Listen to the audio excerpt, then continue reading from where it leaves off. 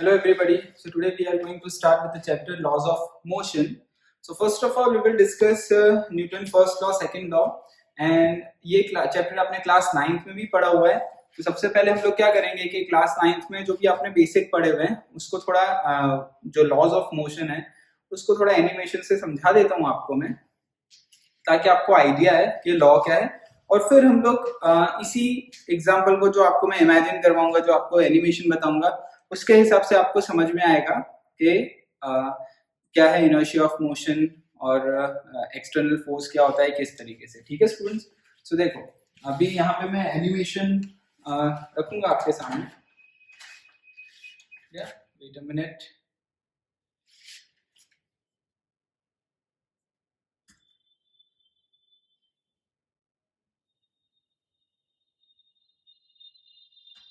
So here is an animation. So students, looking at this animation, okay, so जैसे मैंने आपको बताया laws of motion में कि फर्स्ट लॉ सेकंड लॉ किस तरीके से आप लोगों ने क्लास 9th में भी पढ़ा हुआ है.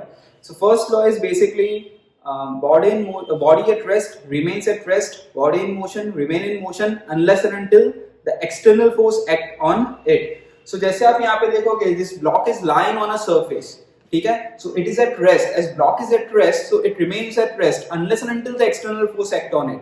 So this is basically inertia of rest. Inertia of rest means inherent property of body. Inertia is an inherent property of body, so it does not change the state of rest by its own. Okay, that is the inertia of rest. So this block is basically at rest, so it remains at rest unless and until the external force act on it. Okay, so जैसे देखो यहाँ पे आपको यहाँ पे animation पे दिख रहा होगा जो सम ऑफ फोर्स ब्लॉक पे है वो 0 है. ब्लॉक का मास मैंने 50 kg रखा हुआ है. यहाँ पे साइड पे आपको बेसिकली वेलोसिटी का एक मीटर दिख रहा होगा, स्पीडोमीटर, कि ब्लॉक की स्पीड कितनी है वो भी यहाँ पे दिखाया गया है. और ब्लॉक का मास है. हम लोग अब एक्सटर्नल फोर्स अप्लाई करेंगे और चेक करेंगे कि किस तरीके से ब्लॉक मूव होगा. ठीक है ना. सो ध्यान रखना. अब जैसे कि मैं यहाँ पे because we are not going to study friction right now, friction case we will study later part, so मैं फ्रिक्शन को 0 कर देता हूँ यहाँ पे. जैसे सपोज मैं applying friction is 0 completely, so surface is completely smooth right now. ठीक है ना. So whole of the part is smooth here. Now on this block हम लोग एक्सटर्नल फोर्स अप्लाई करते हैं. So this person is suppose applying force of some force, suppose 50 newton force is applied. ध्यान रखना अगर यहाँ पे हम फोर्स अप्लाई करते हैं तो यहाँ पे जो स्पीडोमीटर है यहाँ पे देखो किस तरीके से स्पीड इंक्रीज होती है. चेक करते हैं. देखो स्पीड कैसे इंक्रीज हो रही है. 3 हुआ, 4 हुआ, 5 हुआ, इस तरीके से 6 हुआ. Speed is continuously increasing. A person is continuously applying force. अब जैसे देखो फोर्स अप्लाई करना वो स्टॉप कर दे, तो देखो फोर्स अप्लाई करना स्टॉप कर दिया है. So block which is in motion remain in motion. Now it is moving with a constant speed of 15.8 meter per second. Now block is continuously moving. So this is inertia of motion. Inertia of motion means inherent property of body. Inertia is an inherent property of body which does not change the state of motion by its own unless and until the external force act on it. So this block is now currently moving with the speed of 15.8 meter per second, and if you want to stop this block, ध्यान रखना here no force is applying on it, so we have to apply an opposite force which is in the opposite direction of velocity. So देखो अब मैं यहाँ पे opposite force apply करता हूँ. So देखो now speed is continuously decreasing. As speed is continuously decreasing, देखो speed decrease हो रहा है because we have applied force in the opposite direction of velocity. Now speed will decrease continuously and block will come to rest. ठीक है students. So ये था basically inertia of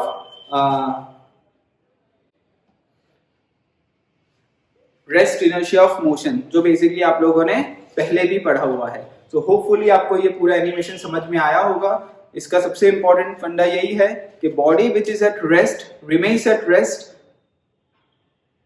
body in motion remain in motion unless and until the external force act on it. So whenever you are applying a force, its velocity will continuously increasing, and if you stop removing applying force, then it is now at a constant velocity. That block will move with a constant velocity unless and until you apply another external force, ठीक है ना. आप वापस से external force apply करोगे in the opposite direction of velocity, so now velocity will decrease continuously and again block come to rest, जिस तरीके से हमने ये केस पढ़ा, ठीक है ना. सो बॉडी अगर रेस्ट पे है तो वो रेस्ट पे ही रहेगा. अगर वो यूनिफॉर्म मोशन है, मतलब motion which is moving with the constant velocity, तो वो कांस्टेंट वेलोसिटी से ही मूव करेगा unless and until external force act on it, ठीक है. सो होपफुली आपको ये एनिमेशन समझ में आया होगा.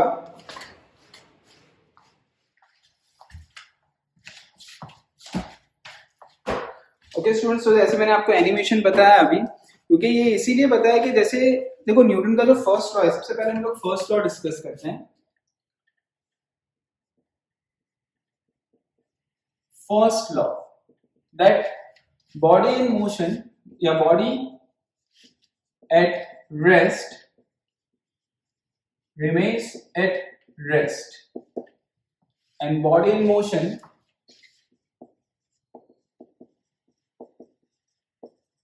remain in motion unless and until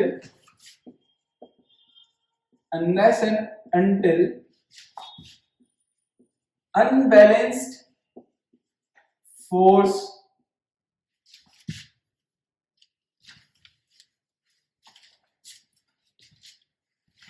unless and until the unbalanced force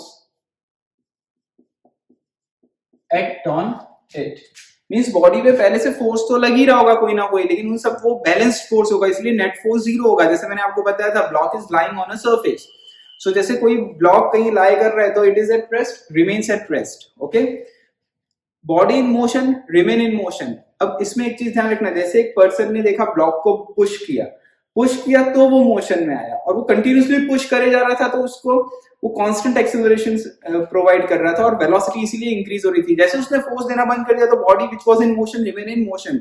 now practically on earth such kind of experiment is not possible because there is always an air drag force और resistance force और friction force present. आप कभी भी कोई body को या ball को drag करोगे, स्लाइड करोगे ऑन अ सरफेस, तो कहीं ना कहीं जाके रुक जाएगा because of resistance. That resistance may be in the form of air drag force, resistive force by surface or friction force or velocity retarding force. There are many forces जिसके बारे में हम पढ़ने वाले हैं, ठीक है. Basically we are going to deal in this chapter with the force, ठीक है. अभी तक हमने इक्वेशन ऑफ मोशंस देखे थे जिसमें वेलोसिटी, एक्सेलरेशन और पोजीशन, डिस्प्लेसमेंट यही सब थे. अभी हम लोग which physical quantity which causes a motion, force cause a motion. क्यों मोशन होता है, means we are discussing a dynamics, ठीक है ना. Dynamics we are discussing. So वही हम लोग डिस्कस कर रहे हैं. जो फर्स्ट लॉ है that body at rest remains at rest, body in motion remain in motion. अब जैसे body in motion remain in motion का एक बेस्ट एग्जांपल अगर हम देखें जो प्रैक्टिकली पॉसिबल हो सकता है, which is outside earth basically. जैसे सपोज आप कोई ग्रेविटी फ्री स्पेस में चले गए. What is the meaning of gravity free space? जैसे सपोज आप यहाँ पे अर्थ पे कोई भी ऑब्जेक्ट को ड्रॉप करोगे तो वो अर्थ के सरफेस की तरफ जाएगा. That ball will move toward the surface of earth or ball will move toward the center of the earth. But what is the meaning of gravity free space? Gravity free space means suppose there is an object and nearby that object there is no heavier planet or a star which can pull that object. ठीक है ना. So जैसे आप बहुत far in a interstellar space में हो, you know what is the meaning of interstellar space means there is no planet or a star nearby that object. और आपने कोई ऑब्जेक्ट को थ्रो कर दिया, ठीक है ना. वंस बॉडी इज, उसको आपको कोई स्पीड से थ्रो कर दिया, सपोज आपने 20 की स्पीड उसको वेलोसिटी दे दी उसको, तो 20 की वेलोसिटी से कंटिन्यूसली लाइफ टाइम चलता जाएगा. सो जैसे मैं आपको एक एग्जांपल बताता हूँ. That is an example of this that ये जो होते हैं ना आर्टिफिशियल सैटेलाइट टाइप की थिंग्स, जैसे कैप्लर करके है, वो एक जैसे नासा ने एक ऑब्जेक्ट जो है which is Voyager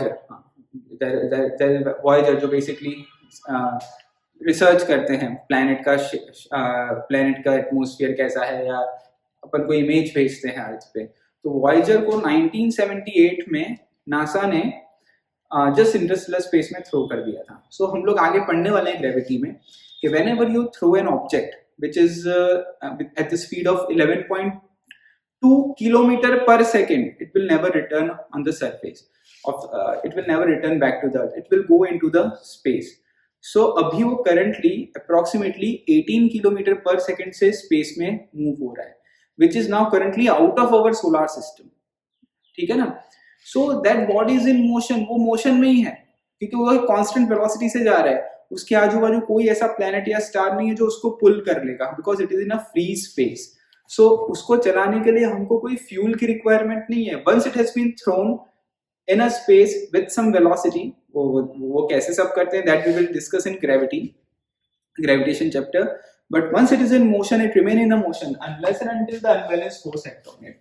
so practically earth पे तो ऐसी कोई जगह नहीं होगी जहां पे हमने किसी को थ्रो किया, मींस ऐसा स्मूथ सरफेस अगर आप बना लेते हो एग्जैक्टली स्मूथ सरफेस और वैक्यूम जैसी चीज क्रिएट कर लेते हो, तो when body in motion it remain in motion. ठीक है. सो this is basically first law. First law 3 fundamental inertia चीज को डिफाइन करता है. First, inertia of rest. Second, inertia of motion, and third, inertia of direction. ठीक है. ये 3 basic fundas है जिसको ये डिफाइन करता है. जैसे 3 डिफाइन चीजों को डिफाइन करता है. Inertia of rest means in जैसे जो ये है body at rest remain at rest. ठीक है ना. So inertia of rest means body has an inherent property to be at rest. जब तक उसको एक्सटर्नल फोर्स नहीं दोगे, अनबैलेंस्ड फोर्स नहीं दोगे, वो मोशन नहीं करेगा. ठीक है.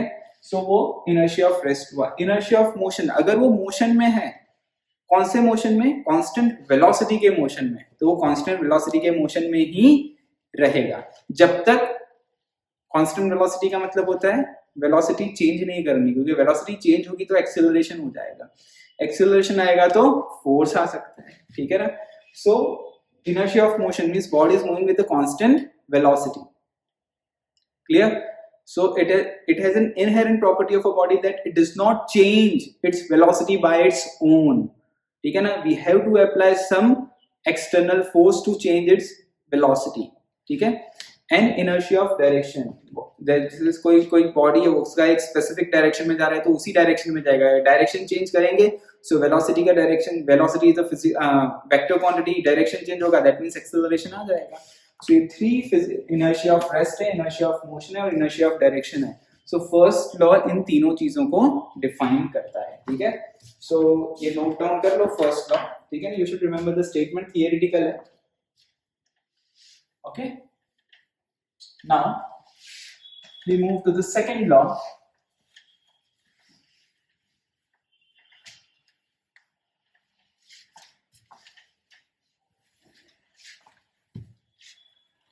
So Newton's second law.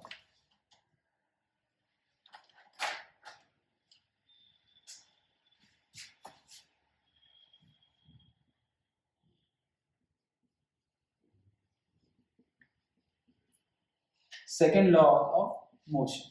ठीक है.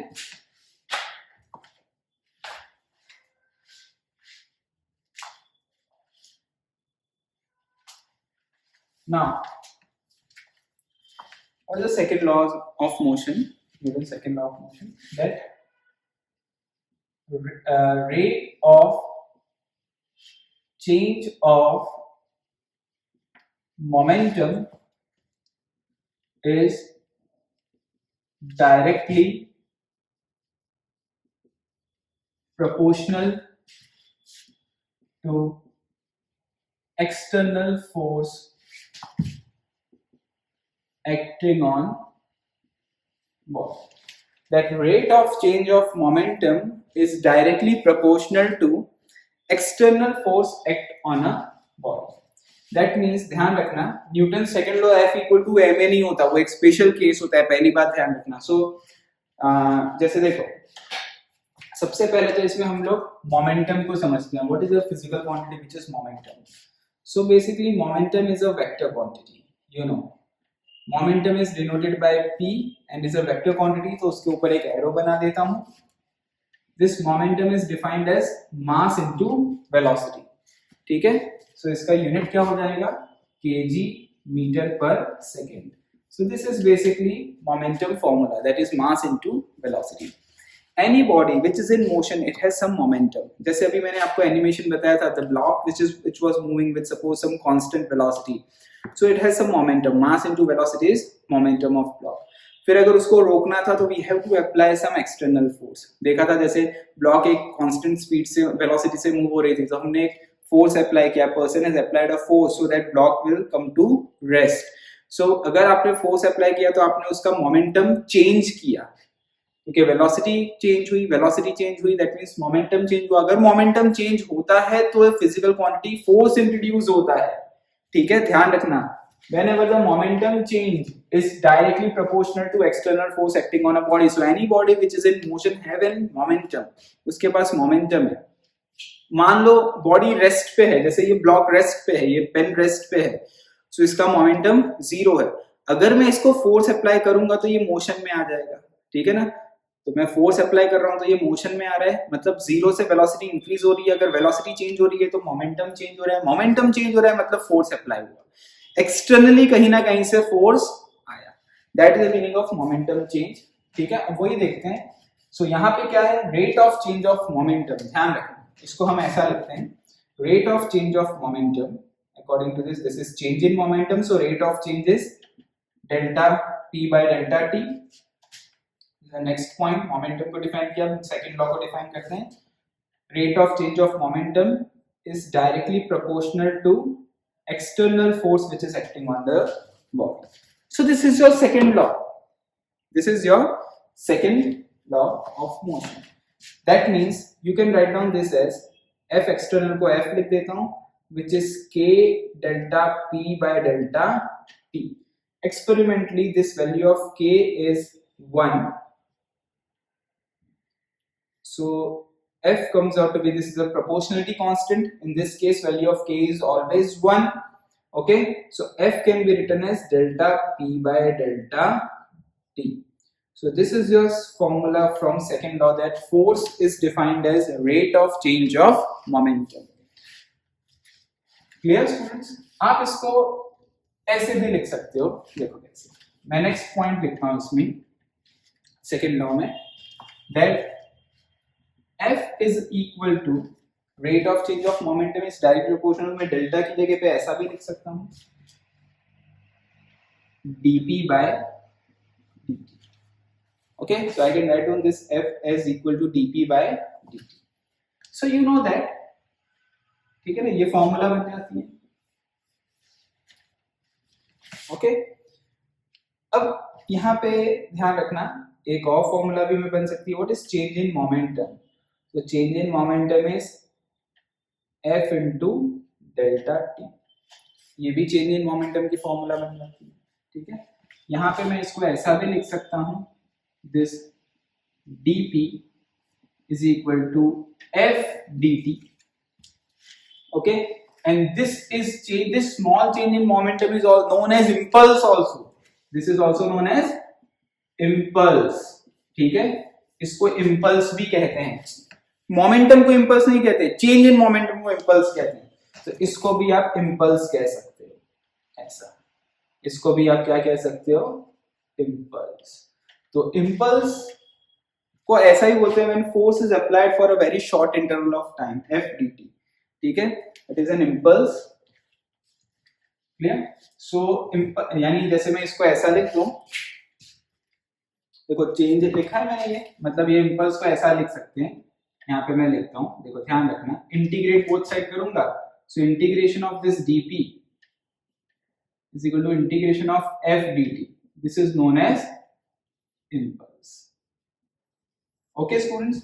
तो कभी भी आपको कहीं पे ऐसे क्वेश्चन आए इंपल्स का क्या होता है, तो f in term of t दिया है, you know now differentiation and integration, when f is given in term of t, so with the help of integration, जैसे f ऐसा दिया है 2t square, impulse निकाल, कब 3 सेकंड पे, तो आप क्या करोगे, f की जगह 2t square कर दोगे, dt 3 सेकंड पे, तो 0 to 3 पे impulse आपको मिल जाएगा।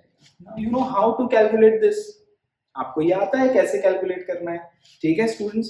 सो ये एक इम्पल्स का एग्जांपल हुआ था, इसे मैं यहाँ पे साइड पे ही रख के रखता हूँ, क्लियर। दूसरा, अगर आपको इनिशियल मोमेंटम पता है, फाइनल मोमेंटम पता है और इम्पल्स पूछा है तो change in momentum is impulse, याद रखना ये एक फिजिकल क्वांटिटी है which is impulse. Impulse is also F into T, force into, physical quantity wise देखें तो फोर्स इनटू टाइम। तो इम्पल्स को हम लोग ग्राफिकली भी आपको पूछ सकते हैं एग्जामिनेशन में, जैसे फोर्स वर्सेस टाइम का ग्राफ दिया है और सपोज कोई भी कर्व है तो area under the curve is impulse, ठीक है। area under the curve is impulse because according to the integration you know that integration is area under the curve, so अगर आप उसका area निकाल सकते हैं तो force into time that is impulse, ठीक है। so force और time का अगर आपको ग्राफ दिया है तो उसका जो area होगा that area is also impulse। तो देखो न्यूटन सेकंड लॉ में सबसे पहले तो what is how Newton second law is defined, this is it is rate of change of momentum which is directly proportional to external force. तो हमने सबसे पहले मोमेंटम का डेफिनेशन पढ़ा, that momentum is p equal to mv, फिर उसको according to the law rate of change of momentum लिख दिया, तो ये आया। Experimentally this value comes out to be 1, so k is 1, so f is delta p by delta t। इस delta p को हम चेंज इन मोमेंटम भी बोलते हैं और इंपल्स के क्वेश्चन आएंगे तो उसे इंपल्स भी बोला जाएगा, ठीक है ना। सो देखो और इंटीग्रेशन के लैंग्वेज में मतलब फॉर शॉर्ट डेल्टा की जगह dv लिख सकते हैं हम लोग, तो f can be written as dp by dt, this can be written with the help of this only ना, by this Newton second law. यहां delta p by delta t लिखा है, फिर dp बाय dt लिख सकते हैं। सो इसको मैं फर्दर यहां पे लेके जाऊं तो f is equal to this dp can be written as f dt, this is known as an impulse also, so integrate कर दूं तो both side को, so f dt ये कब यूज करेंगे, देखो इंपल्स के तीन टाइप के क्वेश्चन हो सकते हैं, एक फोर्स और टाइम ग्राफ दिया हो एरिया इंपल्स आएगा, एक ऐसा f in term of t दिया है तो इंपल्स निकाल सकते हो, और एक इनिशियल मोमेंटम पता है फाइनल मोमेंटम पता है उनका चेंज निकाल लो तो भी इंपल्स आता है, ठीक है स्टूडेंट्स। अब देखो इसको मैं फर्दर कैरी आगे करता हूं क्वेश्चन को। नाउ इसमें एक फर्स्ट केस लिखता हूं, so this is basic formula from Newton second law, first formula which we have derived from the statement of second law that f is dp by dt। now if during motion suppose velocity is constant and mass is varying, means mass जो हो रहा है change हो रहा है, तो क्या होगा if during motion velocity is constant। तो देखो हम इस फॉर्मूला को ऐसा लिख सकते हैं, ध्यान रखना f equal to d by dt of, ठीक है, मोमेंटम को क्या लिख सकते हैं m into v, v constant है तो बाहर आ जाएगा, तो ये क्या हो जाएगा dm by dt। इसको मैग्नीट्यूड फॉर्म में लिखें, मैग्नीट्यूड फॉर्म में ध्यान रखना, तो सिर्फ इसी को हम लोग, अभी मैं इसको नाम लिख देता हूं फिर मैं आपको क्वेश्चन अभी इसका समझाता हूं, ठीक है ना। इसको बोलते हैं थ्रस्ट फोर्स। कौन सा फोर्स होता है ये, थ्रस्ट फोर्स। इसको अभी हम लोग समझते हैं ये कौन सा एग्जांपल है, तो इसके ऊपर से एक फॉर्मूला है that f is equal to v dm by dt। अब हम लोग इस एग्जांपल को समझते हैं, ठीक है ना, कि ये फॉर्मूला को समझते हैं ये कैसा फॉर्मूला है, ठीक है। इसे तब तक नोट डाउन कर लो, उसके बाद इस फॉर्मूला को समझते हैं। इंपल्स होपफुली आपको समझ में आ गया होगा, the new physical quantity which is f into t, f dt, ठीक है, दैट इज इंपल्स, और delta p is also known as impulse, change in momentum is impulse, ठीक है। नोट डाउन करो इसे तब तक।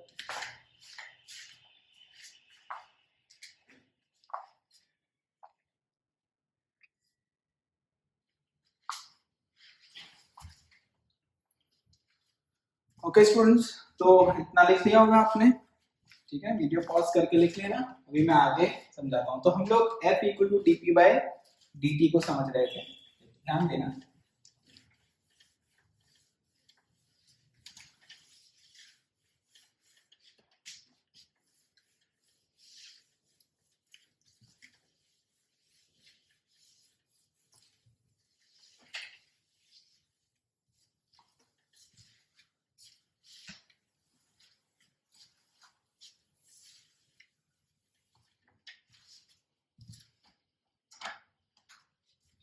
सो इन न्यूटन सेकंड में हम लोग पॉइंट वाइज ही लिख रहे हैं ताकि आपको आइडिया रहे, इसलिए मैं जो न्यूटन सेकंड लॉ पढ़ रहे हैं उसको एज इट इज ही लिख रहा हूं ऊपर। देखो नेक्स्ट पॉइंट में लिखता हूं, हमने क्या पढ़ा, मतलब आपको कंटिन्यूएशन में लिखना है, जहां से मैंने रब किया है वो लिख देता हूं। dp/dt से अपन ने एक फॉर्मूला डिराइव की कि if velocity is constant and mass is changing, so F comes out to be v dm by dt। ठीक है ना, ये वाला केस हम लोग स्टडी कर रहे हैं अभी फिलहाल, ठीक है ना, ये केस है, तो यहाँ पे मैं लिख देता हूँ अपन ये केस कर रहे हैं, जो वो रब कर दिया है मैंने, तो दिख नहीं रहा होगा आपके बुक में, उस केस को समझते हैं with the help of example. अब इसको मैंने क्या बोल दिया है, थ्रस्ट फोर्स। बेसिकली इस चैप्टर में हम लोग क्या करने वाले हैं, ध्यान रखना, हम लोग इसमें डिफरेंट फोर्सेस को डिस्कस करेंगे, ठीक है ना। जैसे सबसे पहले थ्रस्ट फोर्स क्या है, फिर जो भी फोर्स हम एक्सटर्नली अप्लाई करते हैं उससे मोशन क्या होता है, then will discuss about weight, will discuss about the reaction force, tension force, ठीक है, pseudo force, friction force, centrifugal force means centrifugal centripetal force, ये सारे फोर्स हम लोग डिस्कस करेंगे और फिर ये चैप्टर कंप्लीट होता है, ठीक है। तो सबसे पहले हम लोग इस फोर्स को देख रहे हैं व्हिच इज बेसिकली ये थ्रस्ट फोर्स। देखो अब थ्रस्ट फोर्स के क्वेश्चन किस टाइप से आते हैं, कैसे पता चलेगा, तो मैं क्वेश्चन आप लोगों के लिए राइट हैंड साइड पे लिख देता हूं ताकि जब मैं क्वेश्चन करूं तो आपको आइडिया है, क्वेश्चन दिख रहा होगा। जैसे इसका जो बेस्ट एग्जांपल होता है वो मैं बताता हूं, यहां मैं क्वेश्चन लिखता हूं, ध्यान रखना। देखो थ्रस्ट फोर्स क्या होता है, when velocity is constant and mass is changing continuously. जैसे कि एक एग्जांपल अगर मैं बताऊं, देखो दिवाली रॉकेट होते हैं, पता है वो, आप उसको बर्न करते हो सीधा ऊपर जाता है, तो वो सपोज कांस्टेंट वेलोसिटी से ऊपर जाता है, तो उसमें वो जो अंदर जो बोलते हैं ना बारूद होता है, जो वो जल रहा होता है, तो उसका मास कम हो रहा होता है, इसलिए वो ऊपर जाता है। सबसे बेस्ट एग्जांपल इसका अगर इमेजिन कर रहा हूं आपको, तो एयर बलून का इमेजिन करो।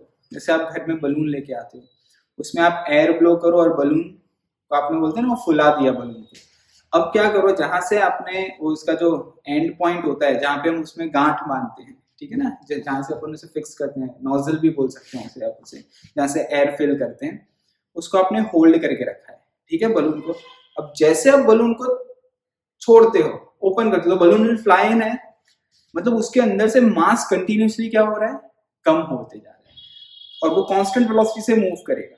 सो that is due to an upthrust, ठीक है ना। सो अपथ्रस्ट लगता है, उसे एक फोर्स लगता है ऑपोजिट डायरेक्शन में, from the direction of motion, that is known as an upthrust. अब देखो ये हमें, ये वही फोर्स है, when velocity is constant mass is changing.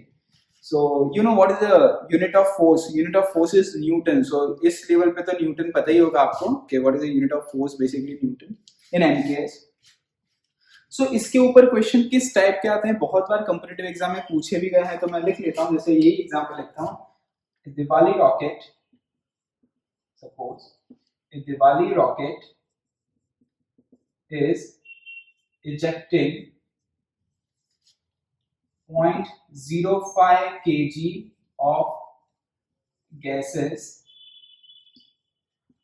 per second at velocity of 400 meter per second. Find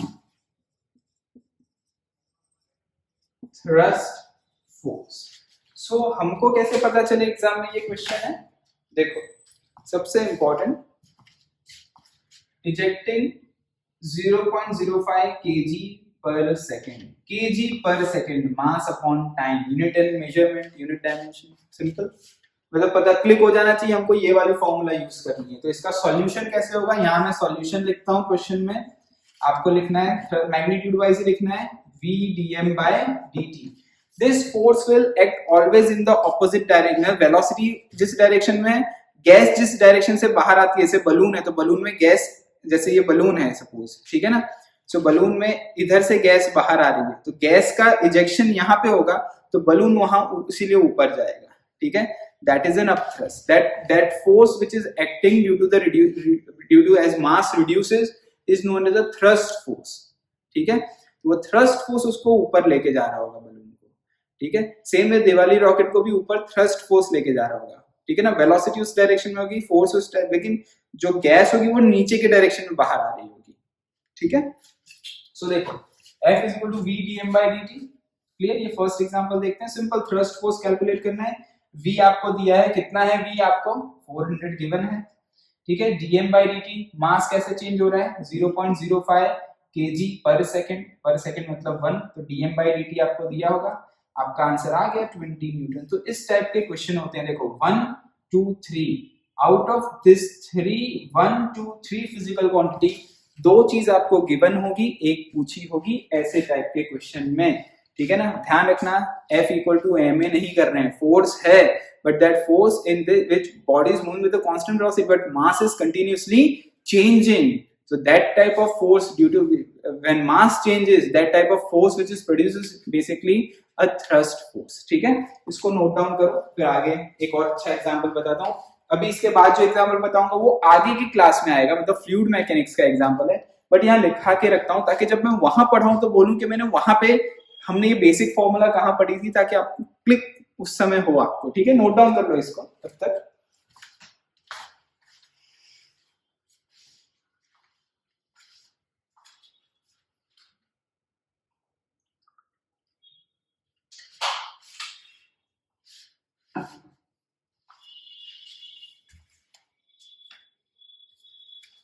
ठीक है, हो गया ये क्वेश्चन।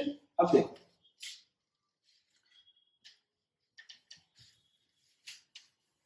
इसका एक और एग्जांपल बताता हूँ, दूसरा example.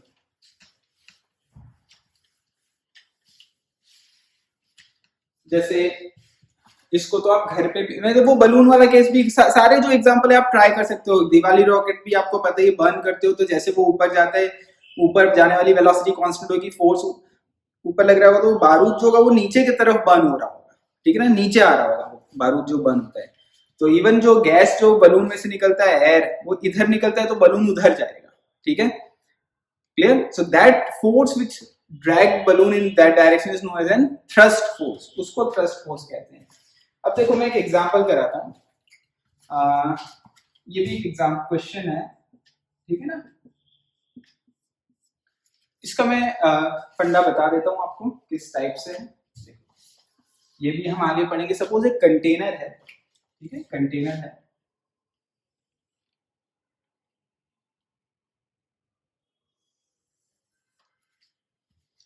this container containing a water up to certain height, clear. अब अपन ने क्या किया, यहाँ पे एक होल क्रिएट कर दिया। ये ऐसे फ्लूइड मैकेनिक्स का इंपॉर्टेंट क्वेश्चन है, लेकिन मैं वहां पे तो बताऊंगा ही, फ्लूइड मैकेनिक्स तो सेकंड बुक का सेकंड चैप्टर है, ठीक है ना, लेकिन यहाँ पे भी बता रहा हूँ मैं आपको। और सपोज इसको मैंने एकदम स्मूथ सरफेस पे रख दिया, this surface is smooth, mean suppose आप एक ग्लास कंटेनर को स्मूथ सरफेस पे रख दो। स्मूथ सरफेस मतलब या तो ऑन बाथरूम साइड भी या वॉश बेसिन साइड पे भी रख सकते हो, जहां पे पानी हो तो सरफेस थोड़ा स्मूथ हो जाएगा, बट फ्रिक्शन नहीं होना चाहिए, ये ध्यान रखना, फ्रिक्शन नहीं होना चाहिए, ठीक है। तो यहाँ से फ्लूइड बाहर आएगा, फ्लूइड जिस वेलोसिटी से बाहर आएगा वो वेलोसिटी क्या होगी, v, ठीक है ना। फ्लूइड यहाँ से बाहर आना स्टार्ट होगा, तो ये जो कंटेनर है इसका मास कम होता जाएगा, तो उसको इस डायरेक्शन में फोर्स लगेगा। देखो ये बॉडी में से कहां से बाहर आ रही है चीज, मास यहां से बाहर आता है। जैसे बलून में से भी जो नोजल है उधर से बाहर आता है, तो बलून ऑपोजिट डायरेक्शन में, जहां से चीज बाहर आती है उसके ऑपोजिट डायरेक्शन में वो मूव होता है। सो यहां से मास बाहर आता है तो ऑपोजिट डायरेक्शन में फोर्स लगेगा, थ्रस्ट फोर्स, ठीक है। This force is known as thrust force, ठीक है। ये थ्रस्ट फोर्स कितना होता है, ये होता है dm by dt, और इसका आंसर आ जाएगा रो ए वी स्क्वायर, ठीक है ना, याद कर लेना है रो ए वी स्क्वायर। अब ये है कैसे आया, चलो समझाता हूँ मैं, रो ए वी स्क्वायर कैसे आया। हालांकि तो ये वो फोर्स है तो जो इस डायरेक्शन में एक्ट करेगा। अगर आप यहाँ पे वाटर फिल अप करते हो सपोज फॉर एग्जांपल कंटेनर में, ठीक है, यहाँ फ्रिक्शन नहीं होना चाहिए, ध्यान रखना। तो यहाँ से जो पानी बाहर आएगा उसके ऑपोजिट डायरेक्शन में थ्रस्ट फोर्स लगेगा, ठीक है। थ्रस्ट फोर्स कितना होगा, रो ए वी स्क्वायर, ठीक है। जहां से चीज बाहर आती है उसके ऑपोजिट में फोर्स लगता है, which is known as a thrust force. ये चीज ध्यान रखना, क्योंकि यहाँ पे मास कंटिन्यूअसली कम हो रहा होता है, तो वेलोसिटी के ऑपोजिट डायरेक्शन में थ्रस्ट फोर्स लगता है। ये वेलोसिटी इधर है तो उसका ऑपोजिट में थ्रस्ट फोर्स लगेगा, ध्यान रखना।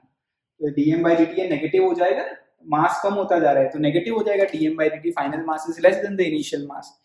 ठीक है, ये मास अभी इतना है, जैसे पानी कम होगा तो फाइनल मास कम हो रहा होगा। सो अब ये जो थ्रस्ट फोर्स है that is rho a into v square, ये कैसे आया चलो देखते हैं। समझ में आया ना, तो ये जो कंटेनर ये पूरा इस डायरेक्शन में मूव होना लगेगा थ्रस्ट फोर्स की वजह से, यहाँ से पानी बाहर आएगा और ये कंटेनर यहाँ मूव होगा। सेम वे जैसे एयर बलून है तो उसमें से एयर जहां से बाहर आएगा उसके ऑपोजिट डायरेक्शन में बलून क्या होगा, मूव होगा। सो देखो ये कैसे आता है थ्रस्ट फोर्स, आपको ये फॉर्मूला पता ही है, ये क्वेश्चन का सॉल्यूशन बताता हूँ। Thrust force is v dm by dt, magnitude में ही लिखना है अपन को, ठीक है। सो यहाँ से जो ये आपको पता है कितना मास फ्लूइड बाहर आ रहा होगा, जो फ्लूइड बाहर आ रहा होगा उसका मास m है, तो मैं मास को कैसा लिख सकता हूँ, you know mass can be written as density into volume, you know this formula I think, density can be written as mass upon volume. नहीं पता है तो ध्यान रखना, ये क्वेश्चन हम लोग ऐसे तो फ्लूइड मैकेनिक्स का क्वेश्चन है बट बहुत इंपॉर्टेंट क्वेश्चन है इसलिए यहाँ पे बताता हूँ, यू नो और ये हो जाएगा, सिंपल है, density is mass upon volume, ठीक है। सो density is constant because density of water, जो भी फ्लूइड है वो कांस्टेंट है, तो डेंसिटी कांस्टेंट को हम बाहर ले लेते हैं, तो density into velocity d by dt of v, ये v is a volume, okay. So जो भी बच्चों ने 10th स्टैंडर्ड में मुझसे मैथ्स पढ़ा है सरफेस एरिया वॉल्यूम में, नहीं पढ़ा है तो भी दिक्कत नहीं है, हमको ये पता होना चाहिए कि वॉल्यूम जो होता है, volume it can be written as VAT, ये वेट याद रखना, वेट तो पता है ना, ऐसे बोलते हैं ना वैल्यू एडेड टैक्स, वेट ऐसे याद रखना है, ये वॉल्यूम होता है। वॉल्यूम मतलब देखो इसका यूनिट वाइज अगर अपन चेक करें, वेलोसिटी का क्या यूनिट होता है, मीटर पर सेकंड, एरिया का क्या होता है, मीटर स्क्वायर, और सेकंड का क्या होता है, S, second second cancel out, तो ये क्या हो जाएगा बोलो, मीटर क्यूब हो गया। So volume can be written as VAT। तो 10th स्टैंडर्ड में ऐसे क्वेश्चंस आते थे, fluid is flowing in a, water is flowing in a pipe of cross of some radius, so suppose in 1 minute how much amount of the water is filled in a field, ऐसे सब question आते थे, तो ये वहां पढ़ाया जाता है 10th स्टैंडर्ड में। तो मैंने तो क्लास 10th में सरफेस एरिया वॉल्यूम में पढ़ाया है, जिसने नहीं पढ़ा है कोई दिक्कत नहीं है, याद रखना volume can be written as VA into T, where V is the velocity, A is a cross section area from which fluid is coming out, ठीक है, and T is time, कितने टाइम तक वो फ्लूइड बाहर आ रहा है, समझ में आई बात। तो ये जो होल है जिसका area cross section area A होगा, V वेलोसिटी होगा, और कितने टाइम तक वो फ्लूइड आ रहा है वो, तो हम लोग ध्यान रखना जो वॉल्यूम है उसको हम ऐसा भी लिख सकते हैं, rho this V is a velocity, d by dt of volume can be written as V, ये इसका जो क्रॉस सेक्शन एरिया है वो A इमेजिन कर लेता हूं, A और T, समझ में आया ना। ये स्मॉल जो एरिया है, एरिया आपको पता है होल है तो पाई आर स्क्वायर होगा, तो that area is pi r square, r is a radius, ठीक है। सो देखो v भी कांस्टेंट, a भी कांस्टेंट, वेलोसिटी कांस्टेंट है, बाहर आ जाएगा a, एरिया कांस्टेंट है, तो ये फॉर्मूला कैसे कन्वर्ट हो जाएगी, f is rho a, v into v is v square, dt by dt is 1, so rho a v square आ गया आपका आंसर, क्लियर। तो simple, this is the thrust force which is rho a v square, so वहां पे भी मैं ऐसा बताऊंगा thrust force is rho a into v square, clear। so hopefully आपको ये समझ में आया होगा। ऐसा क्वेश्चन बहुत सिंपल होते हैं, जिस डायरेक्शन, जैसे ये होल है यहाँ से मास बाहर आ रहा है, कौन सी वेलोसिटी से बाहर आ रहा है, क्या उसका एरिया है और कितना, समझ में आया आपको। तो जहां से वो बाहर आ रहा होगा उसके ऑपोजिट में थ्रस्ट फोर्स लगेगा, तो ये कंटेनर ऐसे मूव होना चालू हो जाएगा, but it has to be on a smooth surface, clear। So this is a thrust force, it can be written as v dm by dt, and for such kind of thing it can be written as rho a v square. Here rho is the density of this fluid, a is a cross section area of this hole, v is the velocity with which fluid is coming out. So ये fluid v velocity से बाहर आ रहा है तो thrust force rho a v square है, ठीक है। तो लोग नोट डाउन करो, इस एग्जांपल को वापस से हम लोग फ्लूइड मैकेनिक्स में भी देखेंगे, यहाँ अच्छा क्वेश्चन है इसलिए बता दिया मैंने, नोट डाउन करके रख लो इसे।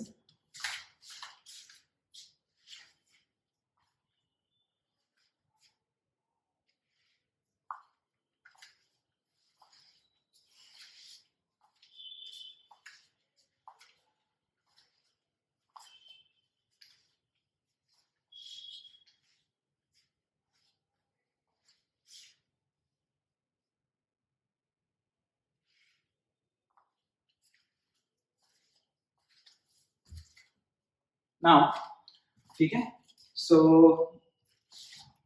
आगे नेक्स्ट एग्जाम देखते हैं थियरी। ये केस देख लिया जिसमें वेलोसिटी कांस्टेंट होता है। अब हम देखेंगे कि आगे देखते हैं, तो मैं इसको रब कर देता हूं।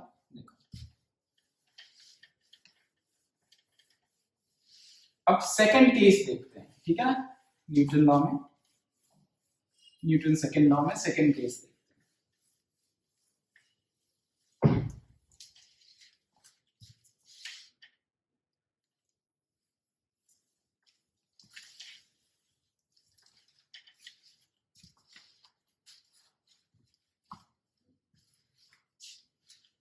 सो what is basically second laws of Newton, जो सेकंड लॉ है उससे क्या पता चला, F is equal to dp by dt, ये हमको पता चला।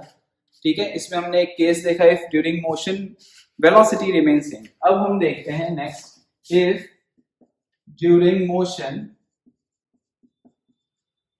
mass is constant, means mass is not going to change.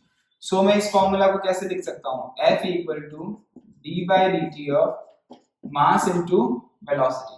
Mass constant है तो वो बाहर आ जाएगा, इसके पहले वाले क्वेश्चन में वेलोसिटी कांस्टेंट था तो वो बाहर आया, अब मास कांस्टेंट है, we can take out constant, so m into dv by dt, you know what is dv by dt, which is equal to ma. So this way you can derive your famous formula, which is ma, force is mass into acceleration, as force is a vector quantity, इसलिए ऊपर arrow की sign है यहाँ पे। ठीक है, सो इसको लिख लो, ये आपका फेमस फॉर्मूला है। इस वाले केस में मैं यहाँ पे एक एरो बना देता हूँ, देखिए we are discussing point wise, ठीक है ना, तो आपको पता चलेगा पॉइंट वाइज हम लोग सेकंड लॉ डिस्कस कर रहे हैं। मेन टॉपिक है सेकंड लॉज ऑफ मोशन, उसमें पॉइंट वाइज हम डिस्कस कर रहे हैं। F is dp by dt, so if during motion mass remains same, then formula comes out to be F equal to ma. okay? अब देखो यहाँ पे बहुत सारे स्टूडेंट को क्वेश्चन में प्रॉब्लम होती है, मैं पहले ही बता देता हूँ क्या प्रॉब्लम फेस होती है स्टूडेंट्स को, ध्यान दो। सबसे पहले द हेल्प ऑफ एग्जाम्पल ही समझाता हूँ ताकि आपको आइडिया रहे। देखो सुनना एग्जाम्पल को, suppose a body is moving with a velocity of 4 meter per second, body is moving with velocity of 4 meter per second, ठीक है, and now 2 Newton force is applied in opposite,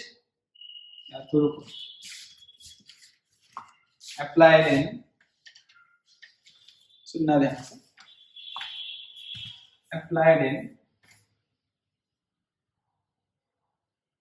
direction of velocity, in direction of velocity for 3 seconds.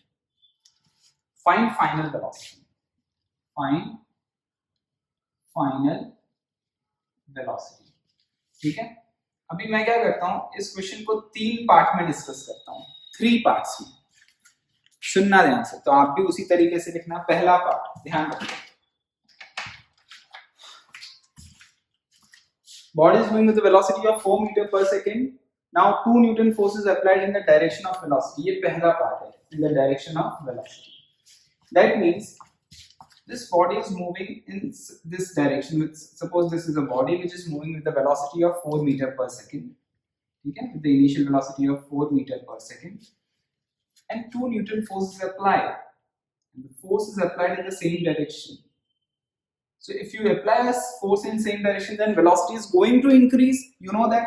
तो आप क्या करोगे, students कैसे करते हैं, F equal to m, simple, A को क्या लिख दोगे, v minus u by t, you know the definition of acceleration, v equal to u plus at, so A can be written as v minus u by t। how much force we have applied, 2। what is the suppose यहाँ पे mass of body, body of mass, मैंने mass नहीं लिखा यहाँ पे, body of mass लिख देता हूँ यहाँ पे, body of mass suppose 1 kg, ठीक है, body of mass 1 kg। is moving with the velocity of this. So mass is 1 kg. Final velocity we have to find out. Initial velocity is 4 for 3 seconds. ठीक है, सुनना ध्यान से क्या क्या mistake students करते हैं. सो v, ये 3 यहाँ आ जाएगा. v comes out to be 10 meter per second. v comes out to be 10 meter per second. तो ये 100% करेक्ट आंसर है. तो सब लोग क्वेश्चन को ध्यान से समझना, मैं क्या माइनर चीजें चेंज कर रहा हूँ क्वेश्चन में. ठीक है ना. Body of mass 1 kg is moving with the velocity of 4 meter per second. Now 2 Newton force is applied in the direction of velocity for 3 seconds. Find the final velocity. So because of this force, body तो move कर ही रही थी. जैसे मैंने आपको animation बताया था, body is moving with some velocity. फिर आपने उसी डायरेक्शन में फोर्स अप्लाई किया. उसी डायरेक्शन में फोर्स अप्लाई किया 3 सेकंड तक. पर कितना? 2 न्यूटन फोर्स अप्लाई किया 3 सेकंड तक. तो उसकी वेलोसिटी अब क्या हो गई? 10 हो गई. मतलब वो 10 की स्पीड से मूव हो रहा होगा. समझ में आया बात? क्लियर? इसको नोट डाउन करो. अब इस क्वेश्चन में मैं थोड़ा सा चेंज करता हूँ. ठीक है ना. इसको नोट डाउन कर लो तब तक.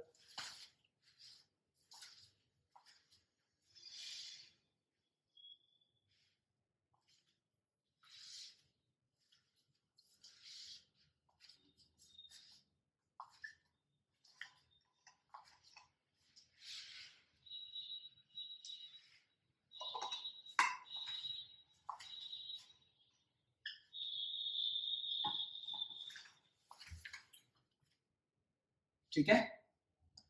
अब देखो इस क्वेश्चन में जो अपन चेंज करते हैं मैं यहां लिखता हूं. ठीक है ना. आपको भी इन अबाउ क्वेश्चन रिप्लेस, इसको रिप्लेस करना है. Applied in, replace in direction of velocity bye, ये जो इन डायरेक्शन ऑफ वेलोसिटी है इसको किससे रिप्लेस कर दो? 2 Newton forces applied in opposite direction of velocity. In opposite direction of velocity. तो क्या आंसर होगा? ये क्वेश्चन 1D का है. समझ में? ये क्वेश्चन 1D का है. 1D में ऐसे ही क्वेश्चन कर रहे थे हम लोग, बस फोर्स नहीं था. फोर्स की जगह v equal to u plus 80 था वहां पे, याद होगा. ठीक है ना. इतना ही v equal to u plus 80 था तो उससे क्वेश्चन हो जाता था.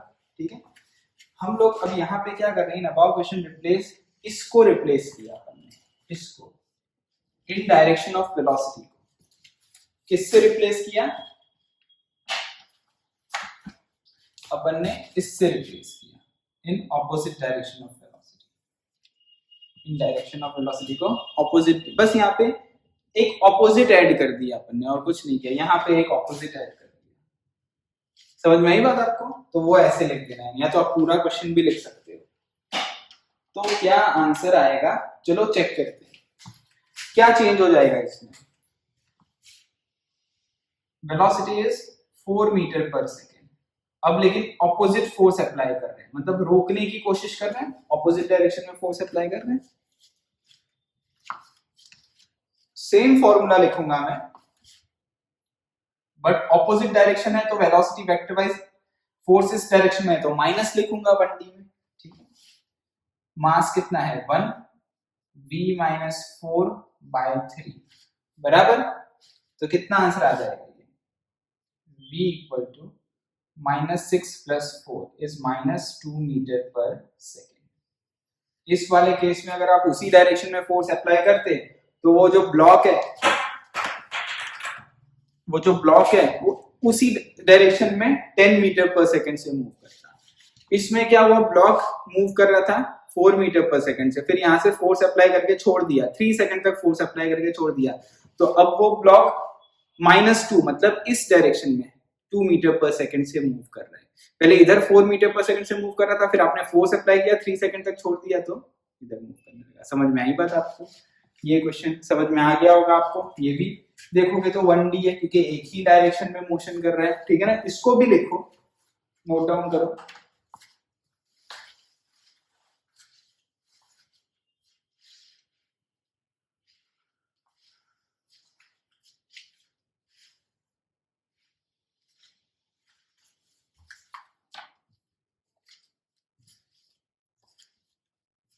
ठीक है, अब देखो अपन क्या करते हैं, नेक्स्ट क्वेश्चन।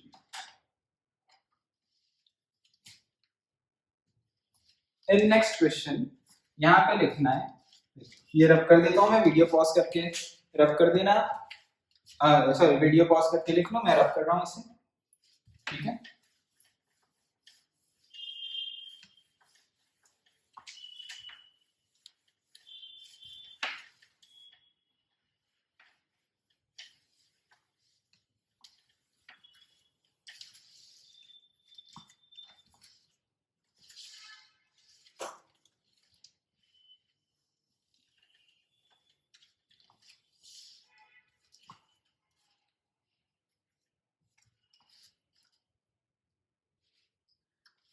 नेक्स्ट क्वेश्चन में क्या करना है, just in this example, in above example, replace in direction of velocity को in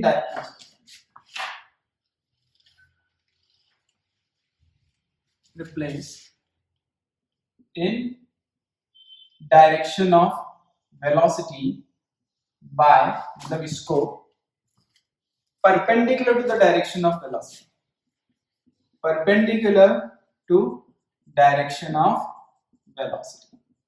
अब ये बहुत इंपॉर्टेंट क्वेश्चन हुआ, सब बच्चे ऐसे ही करके आएंगे, ठीक है ना। अगर मैं बताता नहीं ना तो सब यही आंसर लिखते, अगर मैं डायरेक्टली पहले ये क्वेश्चन देता ना तो सब लोग यही आंसर लिखते, सिंपल है ना, हाँ F इक्वल टू एम होता है, m लिख दिया, v minus you by T कर दिया, v इक्वल टू 10 आ गया, ठीक है ना।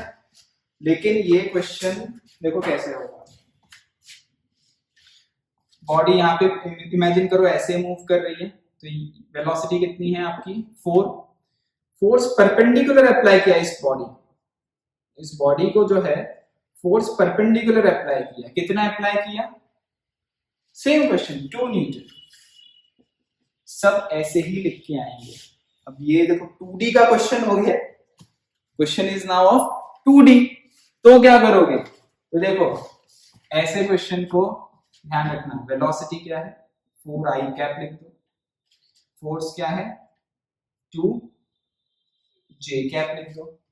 अब एक्चुअली जो फोर्स इज, क्योंकि हम 1D, क्योंकि ये वाला एग्जांपल और इसके बाद वाला एग्जांपल 1D का ही था, 1D में तो प्लस मतलब राइट, माइनस मतलब लेफ्ट, लेकिन 2D में तो प्लस माइनस से चलता नहीं है, 2D में आपको वेक्टर से चलता है, इसीलिए F इज इक्वल टू, यहाँ पे मैं लिखता हूं एम ए, और A को मैं लिखूंगा v minus you by T, so F is 2j cap, m is 1, final velocity is unknown, initial velocity is 4i cap for time 3 seconds, so your v comes out to be 4i cap plus 6j cap, ठीक है ना। और इसका magnitude अगर आप निकालते हो, so under root of 4 square plus 6 square means 36, 40 under root of 52 means something approximately 7.1 के अराउंड आया, ठीक है। और बच्चे के आंसर लिख के आ जाएंगे 10, कितना लिख के आएंगे 10 मीटर पर सेकंड, पर होगा क्या 7 अराउंड 7, मतलब 7 ऑप्शन में होगा तो 7 टिक करना है, 10 नहीं टिक करना। तो एग्जाम में क्या होता है, हम ये स्टेटमेंट ही नहीं पढ़ पाते, हमको लगता है सीधा F इक्वल टू एम होता है, एम ए क्या होता है v minus you by T, और ये लिख के आ जाते हैं। इसीलिए मैंने यहाँ पे खासकर 1D के 2 क्वेश्चन कराए आपको, ताकि आपको आइडिया है, जब इन सेम डायरेक्शन और ऑपोजिट डायरेक्शन तो एम ए चलेगा, लेकिन जब परपेंडिकुलर है या कोई अलग डायरेक्शन है तब आपको वेक्टर वाइज लिखना है। समझ में आ गया होगा आपको, ये F equal to m a समझ में आ गया होगा, F equal to v dm by dt समझ में आ गया होगा, ठीक है। सो न्यूटन सेकेंड लॉ जो है, rate of change of momentum, मतलब अगर मोमेंटम चेंज होता है, ठीक है ना, तो फोर्स आता है। अब मोमेंटम कैसे चेंज होगा, या तो बॉडी रेस्ट पे है और आपने वेलोसिटी प्रोवाइड, उसको फोर्स अप्लाई करके उसकी वेलोसिटी चेंज हुई तो मोमेंटम आया, या तो बॉडी मोशन में है और आपने उसे रोकने की कोशिश की या उसकी वेलोसिटी को इंक्रीज करने की कोशिश की, again you are trying to change velocity, means momentum is changing, that means force is there, you have applied an external force, or जरूरी नहीं है कि वेलोसिटी चेंज करो, मास चेंज करो।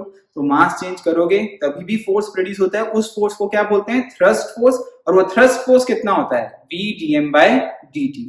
और वही अगर ऐसी कोई बॉडी है जिसमें से थ्रस्ट, बॉडी में से मास कम होते जा रहा है, तब थ्रस्ट, तो वो वाले फोर्स को थ्रस्ट फोर्स बोलते हैं। और मास कम होते जा रहा है तो या तो क्वेश्चन में dm by dt दिया होगा आपको, वो कैसे आइडेंटिफाई होगा? kg by सेकेंड से। समझ में आया जैसे मैंने क्वेश्चन बताया था? या तो आपको ऐसा बोला होगा कंटेनर में से कुछ बाहर आ रहा है और v, ये F equal to rho a v square से। ठीक है, सो ये था Newton second law of motion, जिससे F इक्वल टू ma भी आया, v dm by dt भी आया। इसे नोट डाउन कर लो, फिर आगे डिस्कस करते हैं।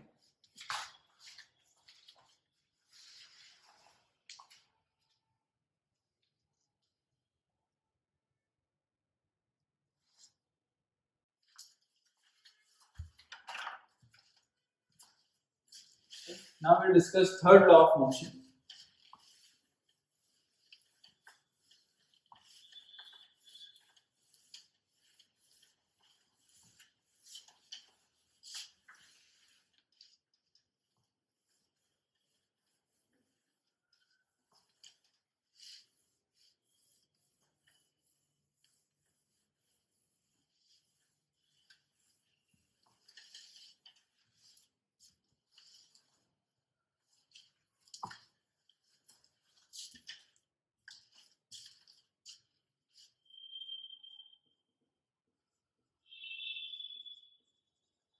Newton's third law of motion. See, third law is action and reaction are equal in magnitude, opposite in direction and act between the two different bodies. अब question करने के लिए ये सबसे डिफिकल्ट होता है स्टूडेंट्स को समझना। याद करने के लिए तो सबको आसान होता है कि एक्शन एंड रिएक्शन ऐसे, ठीक है ना, बट क्वेश्चन के लिए सबसे डिफिकल्ट है अंडरस्टैंड के लिए। तो अपन क्या करते हैं, सबसे पहले इसका लॉ देखते हैं। What is basically law of Newton third law that, और इसको फिर समझते हैं that action and reaction are equal in magnitude, opposite in direction and act between two different bodies. This is very important that it act between two different bodies. मतलब ये action and reaction है, तो ये action force and reaction force है that are equal in magnitude, opposite in direction, but act between the two different bodies. तो इसको समझते हैं। इसको समझने के लिए आज स्टेटमेंट समझ लेते हैं। नेक्स्ट क्लास में हम लोग काफी सारे एग्जांपल्स के साथ Newton second law third law को साइमल्टेनियसली एक साथ समझेंगे, ठीक है ना। सो ध्यान रखना। सो जस्ट हम लोग इसका स्टेटमेंट समझते हैं क्या है। सपोज जैसे मैंने फर्स्ट एनिमेशन में ही समझाया था आपको, this is a block of mass m which is lying on a surface. Suppose this block is lying on a surface. That means इस पे फोर्स एक्ट हो रहा है, हाँ हो रहे हैं, ग्रेविटेशनल फोर्स एक्ट हो रहा है, रिएक्शन फोर्स एक्ट हो रहा है, काफी सारे, ठीक है ना। क्लियर, फोर्स तो एक्ट हो रहे हैं बट वो सब बैलेंस्ड फोर्स है। बैलेंस्ड फोर्स मतलब बैलेंस होके इक्विलिब्रियम हो गया और बॉडी रेस्ट पे है, मतलब नेट सम फोर्स क्या है इस पे? जीरो है। नेट फोर्स क्या है? जीरो है, इसीलिए क्या है, बॉडी रेस्ट पे है। समझ में आई बात आपको? So clear. अब ये कौन सी टू बॉडीज, यहाँ लिखा है टू बॉडीज, मतलब एक तो ये ब्लॉक, तो दूसरा क्या है, कांटेक्ट किसके साथ में है? सरफेस के साथ में। तो सेकंड बॉडी कौन सी हो गई? सरफेस हो गई, ठीक है। सो जहां पे भी आप इसके क्वेश्चन करने, देखो ध्यान रखना, ऐसा नहीं कि हर एक क्वेश्चन में सॉल्व करो तो अच्छा ये एक्शन तो वो रिएक्शन, वो एक्शन तो ये रिएक्शन, ऐसे तो आप पागल हो जाओगे। अगर आप सपोज कहीं 10 बार आप ब्लॉक दे दिए होंगे, तो ऐसे ब्लॉक देंगे तो एक्शन रिएक्शन ही करते रहोगे आप। सो इसको मैथमेटिकली कैसे सॉल्व करते हैं उसका बेसिक फंडा समझो। देखो, action and reaction are equal in magnitude, means action and reaction force are equal in magnitude, opposite in direction and act between the two different body. So जो दो बॉडी है यहाँ पे, वो दो बॉडी कौन सी है? ये एक बॉडी और एक surface. So they are the two bodies. जहां पे भी वो कांटेक्ट में है वहां पे एक्शन और रिएक्शन फोर्स अप्लाई करो। कैसे अप्लाई करो? जहां पे भी वो कांटेक्ट में है वहां पे एरो बने, ऐसे एरो बनाने का। This is the best trick to solve the question. ठीक है ना, ऐसे एरो बना देने का, ठीक है। So if this is an action, so this is a reaction, are equal in magnitude, magnitude wise ये दोनों इक्वल है, they are opposite in direction, ये अपर डायरेक्शन में, ये डाउनवर्ड डायरेक्शन में है, and act between the two different body, ये ऊपर वाली बॉडी को लग रहा है, ये नीचे वाली बॉडी को लग रहा है। यहां से शुरुआत होती है फ्री बॉडी डायग्राम की, जिसको अपन शॉर्ट में बोलते हैं FBD, free body diagram. So next class में हम लोग इसी पे पूरा कॉन्सेंट्रेट करने वाले हैं, फ्री बॉडी डायग्राम क्वेश्चंस करेंगे हम लोग इसके ऊपर, second law third law, what is the meaning of free body diagram. जिस बॉडी को आप स्टडी कर रहे हो उस बॉडी को सराउंडिंग से फ्री कर दो, जैसे कि जो ब्लॉक ऑफ मास m है, सपोज ये सरफेस है, सरफेस और ब्लॉक को दोनों को अलग अलग कर दिया, देखो सेपरेट कर दिया। अब हम स्टडी कर रहे हैं, देखो ध्यान देना, अब ब्लॉक पे फोर्स कहां लग रहा है, ब्लॉक दो एरो है, मेरे को ब्लॉक को पढ़ना है, I am going to study block, तो ब्लॉक इस पे ऊपर है, इस एरो को हाइड कर दिया, तो ब्लॉक पे एरो कहां लग रहा है, ऊपर, तो मैं ऐसे नहीं बनाऊंगा एरो, मैं ऐसे नहीं, मैं ऐसे बनाऊंगा, बॉडी के साथ टेल ज्वाइंट करूंगा। You know we can shift a vector parallel to itself, it does not change, और कोलिनियर, तो मैंने कोलिनियर शिफ्ट कर दिया वेक्टर को, इसको ऊपर लिख दिया, it doesn't make any difference. तो दिस इज बेसिकली योर, है ना। और अगर मेरे को सरफेस को पढ़ना है तो ब्लॉक नहीं, सरफेस पे फोर्स कहां लग रहा है, डाउनवर्ड डायरेक्शन में, सो ये ऐसे लग रहा है। So if this is an action, so this was a reaction. So action force and reaction force are equal in magnitude, opposite in direction, and they act between two different bodies. तो block ने ground को एक force दिया, तो ground ने भी block को उतना फोर्स दिया, ठीक है ना, which is known as a reaction force, ठीक है। बट ब्लॉक पे एक और फोर्स लग रहा है, which is weight, which is acting in downward direction, ठीक है ना। यहाँ पे जो वेट है वो डाउनवर्ड डायरेक्शन में एक्ट हो रहा है, this weight is acting in downward direction. Weight कितना होता है, mg, तो वो रिएक्शन फोर्स को क्या करेगा, अगर मैं सिर्फ ब्लॉक को स्टडी करूं तो ब्लॉक को r लग रहा है ऊपर और वेट नीचे लग रहा है, सो रिएक्शन फोर्स किसको बैलेंस करेगा, वेट को, और वेट कितना है, mg, so r equal to mg, ये इसको बैलेंस करेगा। सो इस तरीके से हम लोग फ्री बॉडी डायग्राम बनाते हैं। ध्यान रखना बच्चों, कैसे फ्री बॉडी डायग्राम बनाते हैं। सबसे पहले अगर ब्लॉक को पढ़ना है तो इसको हाइट, ब्लॉक पे कौन सा एरो है, ऊपर, तो ऊपर एरो बनाया, और सोचो कौन से फोर्स ब्लॉक पे लग रहे हैं, ग्रेविटेशनल फोर्स लग रहा होगा नीचे के डायरेक्शन में। फिर सोचो ब्लॉक क्या कर रहा है, अच्छा ब्लॉक क्या कर रहा है, ब्लॉक तो रेस्ट पे है, तो ठीक है रेस्ट पे है, मतलब ये इसको बैलेंस कर रहा होगा, नहीं तो अगर बैलेंस नहीं कर रहा होता तो ये मोशन कर रहा होता, बट बैलेंस कर रहा होगा तो r इक्वल टू mg हो गया। So this reaction force is nothing but weight which is equal to mg। So this way we can apply action and reaction force basically on a body which are in contact, ठीक है। So next class में हम लोग क्या करेंगे, motion of a connected bodies देखेंगे, जिसमें second law third law सब एक साथ वर्कआउट होंगे, जिसमें इक्वेशन ऑफ मोशंस भी होंगी, ठीक है, और फोर्स भी होंगे, और उसको हम लोग डिस्कस करेंगे। काफी सारे 8-9 एग्जांपल्स होंगे अच्छे वाले, पहले हम लोग उसको डिराइव करेंगे, फिर उसकी शॉर्ट ट्रिक भी समझेंगे, ठीक है। सो ये अपने 3 लॉस खत्म हुए, सो इसे नोट डाउन कर लो, थैंक यू।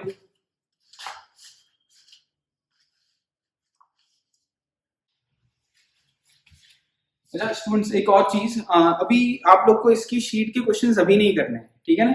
नॉर्मली कैसा होता है कि मैं कुछ टॉपिक, जैसे अपन ने लास्ट में प्रोजेक्टाइल मोशन किया था, तो मैंने ऑब्लिक पढ़ाया, फिर उसके क्वेश्चन कराया, फिर हॉरिजॉन्टल पढ़ाया, फिर उसके क्वेश्चन कराया, आपने देखे होंगे किस तरीके से कराया, रिलेटिव वेलोसिटी 1D कराया, फिर क्वेश्चन कराया। ये टॉपिक में थोड़ा हम लोग जब कवर करेंगे टॉपिक, उसके बाद क्वेश्चन करने हैं, ठीक है ना। सो मैं आपको जब बोलूंगा तभी क्वेश्चन स्टार्ट करना, तब तक इन सब थियरी को क्रैम करो, ठीक है, याद करो, रटो, ठीक है, ओके, नोट डाउन कर लेना। Thank you.